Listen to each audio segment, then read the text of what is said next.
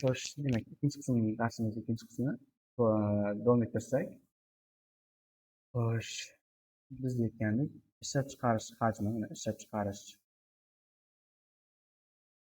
chiqarish hajmi qancha kishining ishlashiga, kishilarning ishi kuchiga va har bir kishining mehnat unumdorligiga bog'liq bo'ladi. Mehnat unumdorligiga bog'liq bo'ladi deyapti. Endi sizlarga tushuntiradigan bo'lsam,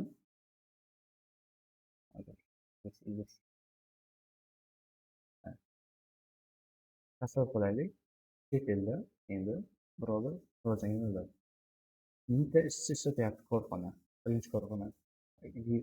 Kuniga masalan 8 soatga ish kuni. Bir yil ishlayapti. Tasavvur qilaylik, ular o'sha 2 milliard soatlik masalada har bir mehnat unumdorligi $30. Demak, bu bir yilda degani 8 soat 2 milliard ishladi bir yil davomida. Time, ya'ni T 2 milliardga teng, mehnat unumdorligi 30 ga teng. Bu degani ishlab chiqarish hajmi $60 milliard ga teng bo'ldi degani. Endi bizning ikkinchi korxonamiz bor. Ikkinchi korxonada 1 million kishimiz, ya'ni 1000 kishimiz. Endi qancha tasavvur qilaylik, 500 kishi ishlayapti. 500 kishini opti bor, o'zini ishini ustasi, ishni jonli suruvlar deydi o'zimizda endi. O'shanday deganday, ular bir kunda 8 soat emas, 7 soat ishlayapti. 7 soat ishlayapti, lekin bir yilda endi 2 milliard emas, tasavvur qilaylik, 1,5 milliard deydi. 1,5 milliarddan yana ko'proqlar endi hisoblash qilay. 1,5 milliard soat ishladi. Va har bir mehnat samaradorligi boyagilar $30 edi, endi ular $50 hisoblasak $75 milliard bo'lyapti ishlab chiqarish samaradorligi. O'shaning uchun tushuntirmoqchiman sizlarga. Gap sonda emas, gap sifatda. Siz qancha ko'p ishlab chiqarib, lekin sifatsiz ishlab chiqarsangiz, bozorda hech qachon sota olmaysiz. Lekin yo'lda sifatli ishlab chiqarib, kam sotsangiz, juda ko'p sota olasiz. Ya'ni endi misol Apple chiqdim, iPhone yoki Samsung kompaniyasi, ya'ni Apple va Samsung kompaniyasi bilasizlar, ular o'rtasidagi raqobat. Agar bitta kompaniya bo'lsa, salgina bir o'sha matag'ini bironta qismini sal noqulay qilib yoki iste'molchiga yoqmaydigan chiqarib qo'ysa, u raqobatdan tushib ketadi. Men sizlarga shuni tushuntirmoqchiman hozir. Keyingi slaydga o'tadigan bo'lsak, tushungan bo'lsangiz albatta, iqtisodning o'zining funksiyasi bor edi. Endi ishlab chiqarish o'zining funksiyasi bor. Ishlab chiqarish funksiyalari turlari bor. Lekin bizga hozir eng soddasi, eng qulay tushuntirish mumkin. Chiziqli ishlab chiqarish funksiyasi. Men nimaga qo'yib ikkitasin tushuntirmadim. Endi bu uncha kerak emas, hayot davomida uncha kerak bo'lmaydi. Endi bular ham kerak bo'ladi deb ayta olmayman, lekin bu bilim baribir qilmaydi. Ortiqcha bilim yo'q. Demak, funksiya, ishlab chiqarish funksiyasi bu ishlab chiqarish jarayonida kiritilgan omillar bilan ishlab chiqarilgan mahsulot o'rtasidagi texnologik bog'liqlikni ifodalaydi. Nimaga texnologik? Chunki bu yerda ishlab chiqarishda siz albatta rivojlangan, endi rivojlangan texnologiya ishlatasiz. Stanok, mana shunday. Agar qishloq xo'jaligi bo'lsa, traktor, mana shunday narsalar. Soddalashtirish maqsadida ikkita ishlab chiqarish omilini aytaman. Ya'ni omillarda mehnat, L bor sharti ingliz tilidagi, va kapital K deb yozsak, va undan ishlab chiqarish ikkita omil ishlab chiqarishga kiritdik va undan keyin mahsulot oldik. Buni biz funksiyani belgilaymiz mana bunday. U teng FLK. Ya'ni bu bizning koordinator sistemasi hisobga ketadi. Sezgan bo'lsangiz, lekin chiziqli deyilmayapti bu yerda. Ya'ni bu yerda hozir sizlarga tushuntirsam, bu teng quantity deb yozaman. Quantityning mana bu birinchi harfi. Ya'ni bu qiymat degani. Quantity. E'tibor bersangiz, qiymat o'zbek tilida ham boshqa harf q bilan boshlanyapti. Soliqlar borki, QQS deydi, qo'shimcha qiymat solig'i. Endi soliqlar ham keyingi darslarda albatta o'taman. Endi sizga shu yerda tushuntirmoqchiman. Ya'ni ishlab chiqarish hajmi ikkita omilning kapital va mehnatning miqdoriga bog'liq bo'ladi. Ishlab chiqarish omillari. Demak, chiziqli ishlab chiqarish funksiyasi. Endi bu matematik o'qigan odam buni aniq tushunib oladi, osongina. Chiziqli funksiyaning deyarli bir xil. Faqatgina ikkita koeffitsient bor. Va o'zgarishlar ham deyarli ikki xil. Xo'sh, bu ishlab chiqarish hajmini mehnat va kapital chizig'i to'g'ri bog'liqligini ko'rsatadigan funksiya mana. Biror любой bir a, nima desaladi, funksiyaning, ya'ni funksiya chizgi funksiya hali bir xil bo'lmagan koeffitsiyentlar. Bu ham qaysidir koeffitsiyent har xil bo'lgan funksiyaning chizmasi mana shuni o'zi mana. Mana shu.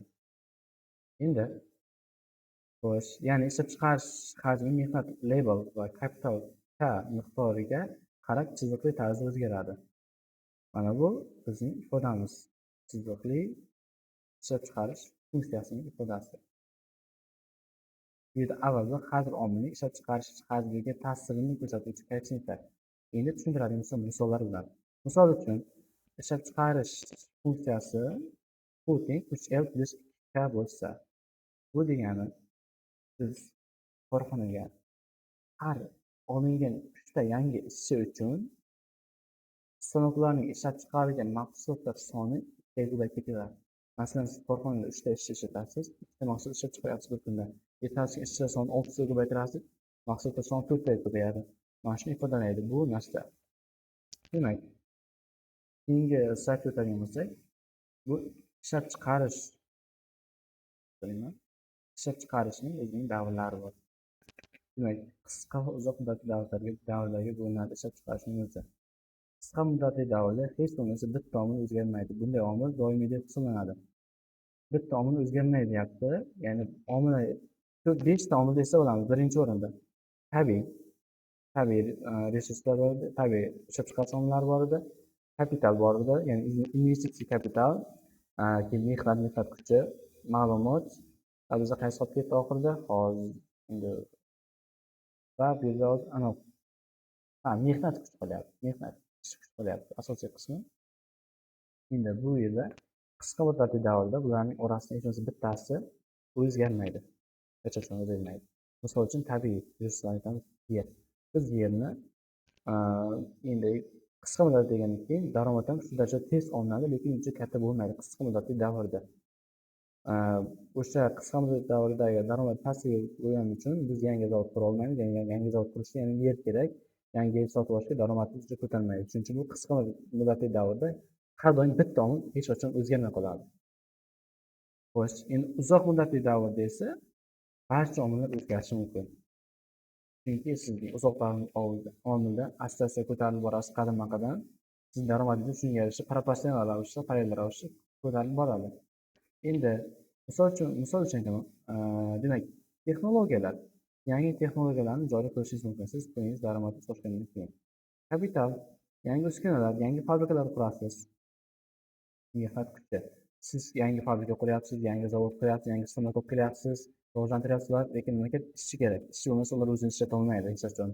Ular endi xalqimiz aytadi-ku, bir uyum temir tersakka tegib qoladi. Ishchi biz shaxslarmisiz. Lekin qo'rqamanki, hozirgi shuningdek davrda bu qachondir o'zgaradi baribir. Xo'sh, darsdan chiqmaymiz. Tashkiliy tuzilma, ya'ni tashkiliy tuzilma bo'lgandan keyin har bir fabrikada o'zgarishi boshqaruv tizimi kerak. Bir kishi 10 ta fabrikani birdaniga boshqara olmaydi. Shuning uchun tashkiliy tuzilma ham kerak bo'ladi, o'zgaradi. Qonunchilik, davlatning qonunchiligi o'zgaruvchan. Ya'ni soliqlar stavkasi oshishi mumkin yoki siyosatning o'zgarishi. Aytmoqchimanki, ba'zi siyosat endi davlat qilishi mumkin. Mana shu korxonalarga shuncha milliard so'm sovg'a deb bo'lmaydi. Endi kredit foizi, past foizli kredit ajratilsin deydi. Masalan, bir yil. Keyingi yillarda inflyatsiya oshadi, davlatning daromadi pasayadi, keyin bo'ladi. O'sha past foizli kreditlar almashib ketadi. Bo'lmasligi mumkin. Mana shu narsa hukumatning siyosatining o'zgarishi deyiladi. Xo'sh, demak bu videomizda 10 minutga bo'lyapti. Endi 3-chi qismni davom ettiramiz.